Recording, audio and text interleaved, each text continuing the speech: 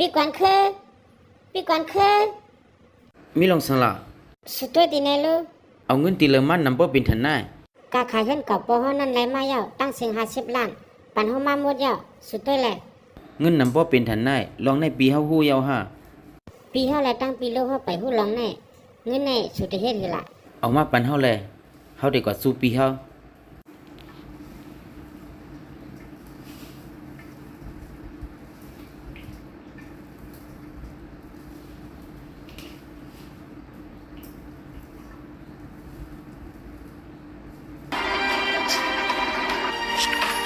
ปี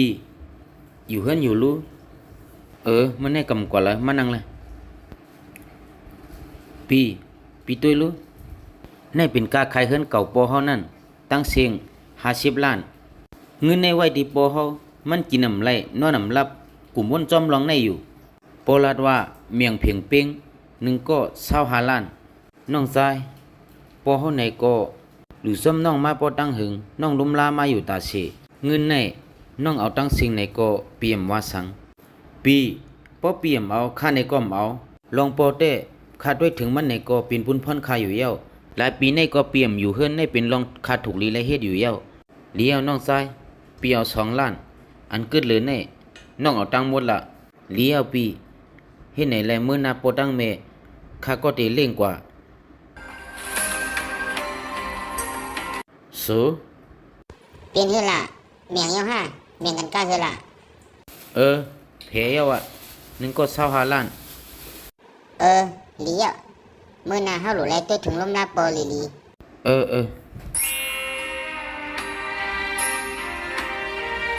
ญาปีเฮาอยู่ห้าแพ้กันก้าคือล่ะในนี่เงินมีอยู่ที่ไหนเป็นสแลตตึงนำบ่เป็นทันได้ล่ะปีเฮามันเอาไว้2 ล้านกว่าก็ถึง48 ล้านมันปันเฮาหมดเดียวเฮ็ดซึ่งไหนเพราะว่าก้นไผนอกคู่กว่าเปิ้นเด่มวางเฮาแน่เฮาเนี่ยก็วนจังนั้นเย้าก้อยก็ว่าปีเฮาลาดว่าเฮาเลยเลี้ยงปอตั้งเมมาปอตั้งหึงปันเฮานำอีกนึงในว่าเฮ็ดซึ่งไหนเฮ็ดก็เป็นปีนี้ก็เป็นลูกปอก็นึงปีได้ถึงปอก็มันเป็นรองธรรมตาก้อยก็ซ้ำเฮาแล้วเฮาก็ส่งขึ้นเงิน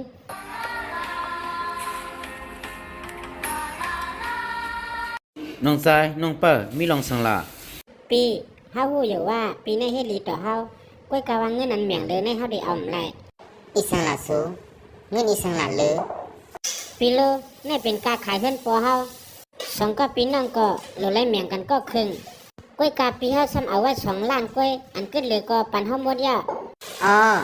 ลองแน่ก็สุดตึกมาสิงซิมเฮาอยู่ห้าแน่สู้ป่นมาหลาย10 ปีแน่เป็นน้องชายเฮาเลยตั้งน้องเป้อลุมลาปอเฮามาอยู่กูเขายามถูกรีปันเขานำอีกนึงปอยาก็อันเฮาไหลมีวันมื้อในก็เป็นย้อนเปอน้องชายแลตั้งน้องเป้อจอยเถียมเฮาปีน้องเป้อยินว่าปีดีออกว่าเหตุการณ์นอกเมืองปีหลุไหลพังตัวลีกูย่ากุนหยอกเรียนปีฮู้ยาวันน้องปีเงินเอาไว้ล่ะเงินได้ปีมเอายาวะเอาไว้แลปีการดีมือหืมฮู้หกรรมลีนาปีลียาวก็ฮู้ยาวะโจมยาวนะก็ได้กว่าก่อน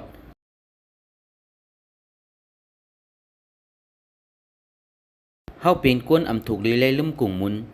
ไอ้น้องแลตั้งน้องเปิ้นในมีกุ่งมุนเหนือเฮาลองอำมวยเงินคำแน่เฮาถูกเลยหิมสุโกลาอยู่ว่าไอ้น้องแลตั้งน้องเปิ้นในมีกุ่งมุนเหนือเฮาเงิน2 ล้านแน่ซุ่มถูกลีเอาอันเฮาสลัมแน่อำเจ้าว่าไรเงินเฮาสลัมแน่ย้อนเปิดสุ่มล้านในลองเตมันเฮาเป็นกวนอำฮู้จักกุ่งมุนจังนั้นห้าสูความปันเฮาอีกนึงเป็นย้อนปือว่าเฮาวนนำสูเอาเงินนั้นขึ้นปันไอ้น้องเขาเสเงินแน่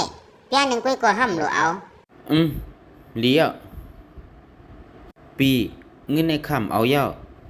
ย้อนว่าอันปีปันเฮาในก็มันในก็นำหน้าเย้าไอ้น้องเงินในเอาไว้เลยป้อน้อมเอาปีเดียววันน้องไว้เฮาเป็นพี่น้องกันเลี้ยวบิโลป้อนั้นเมื่อนาปอตั้งแม่เฮาก็ได้เลี้ยงกว่าก้อยเฮ็ดจังนั้นก็คือกะเป็นลูกหนังกันเมื่อนาปอตั้งแม่เฮาร่วมกันเลี้ยงกว่าเปิ้นลาดว่าลองพร้อมสิงเป้งปากกันในเอ็นแห้งเยอะปอกวนนาเฮือนหมอฮักกันในนาเฮือนอำเตียกยายเฮา2ก็พี่น้องไล่เอามามีเหมือนหนังสู่2ก็แน่นาเฮือนเฮาไหนก็มีวันติเตียกยาย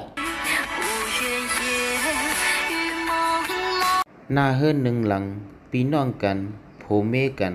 ให้หมอป่องใจในกันจึงในสิกำค่ะ